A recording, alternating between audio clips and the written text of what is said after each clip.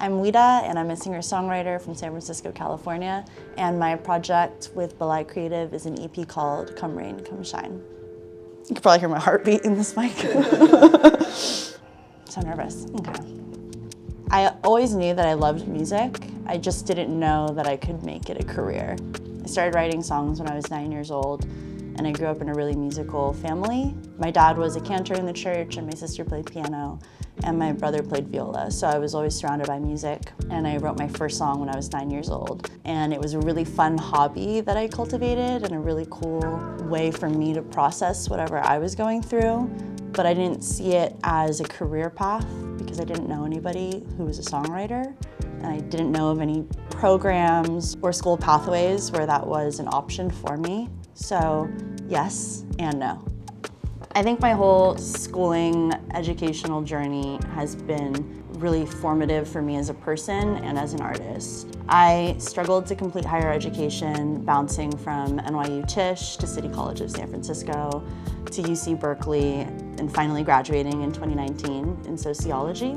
And jumping between majors of music and sociology felt like a really important way for me to explore what was happening for me, what my place was in the world, what my opportunities were, and why I felt that sometimes no matter how hard I worked, the odds weren't always in my favor.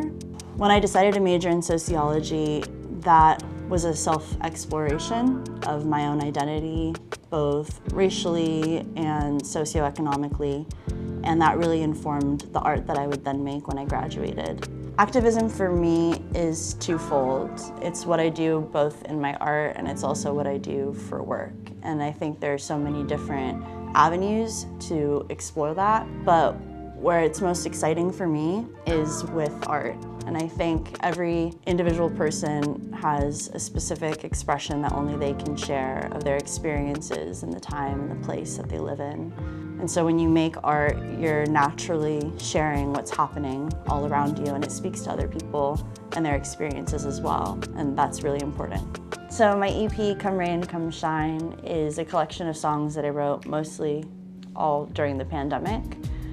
A lot of those songs kind of deal with grief and the journey of processing that grief and sometimes dissociating from other people and things that are important to you. And then also trying to understand it, live with it, and also reclaim your own narrative. And I find that in my own personal experience of dealing with grief and the loss of a loved one, it's not linear.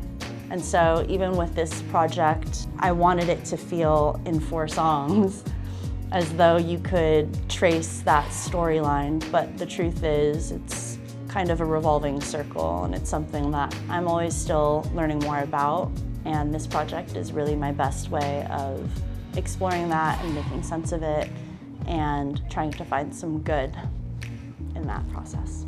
Balay Kreative really created a space for me to develop the business around my craft.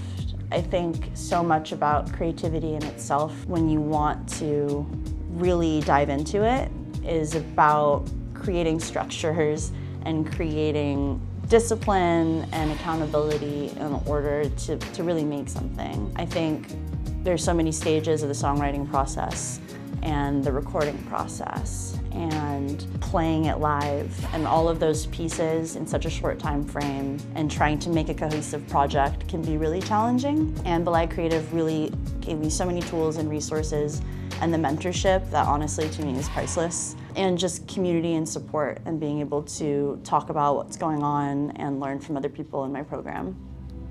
I think with my art, I mostly want to convey that it's okay to be shamelessly vulnerable. I think for me, as a Filipina-American woman, I often find that I'm trying to suppress my feelings and be in service to the people around me and to what's best for whatever situation I find myself in. And so music has become a way for me to be completely honest and to really explore what's going on where it might otherwise not be totally welcomed.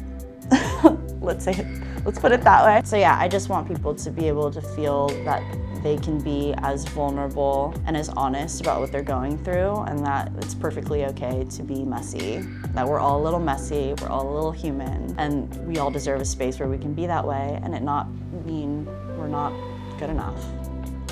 I think it's important for other Filipino artists to create, and for artists of all backgrounds to create, because you're telling multiple stories.